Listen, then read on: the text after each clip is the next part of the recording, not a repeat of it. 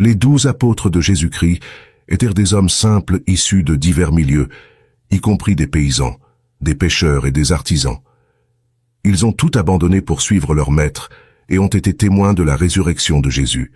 Ils ont été appelés à répandre l'Évangile à travers le monde. Cependant, leur mission ne s'est pas déroulée sans difficulté. C'est parti. Simon-Pierre, souvent reconnu comme le chef des apôtres, a mené une vie dévouée à la prédication de l'Évangile. Après la Pentecôte, il est devenu un pilier de la première église à Jérusalem, s'adressant courageusement à la foule pour parler de Jésus, malgré les risques de persécution.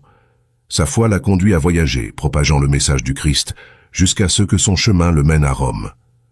Sous le règne de l'empereur Néron, un persécuteur notoire des chrétiens, Pierre a été arrêté.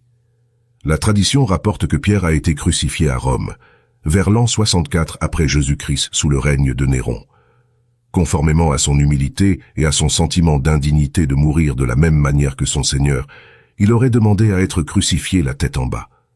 Sa mort marque non seulement un témoignage de sa foi inébranlable, mais aussi le début d'une série de martyrs parmi les apôtres, illustrant leur engagement jusqu'à la fin.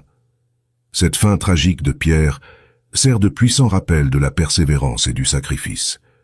Sa vie et sa mort témoignent de la profondeur de sa conversion et de son engagement envers l'enseignement de Jésus, démontrant une foi qui dépasse la peur de la mort. Poursuivons notre récit avec Jean le frère de Jacques.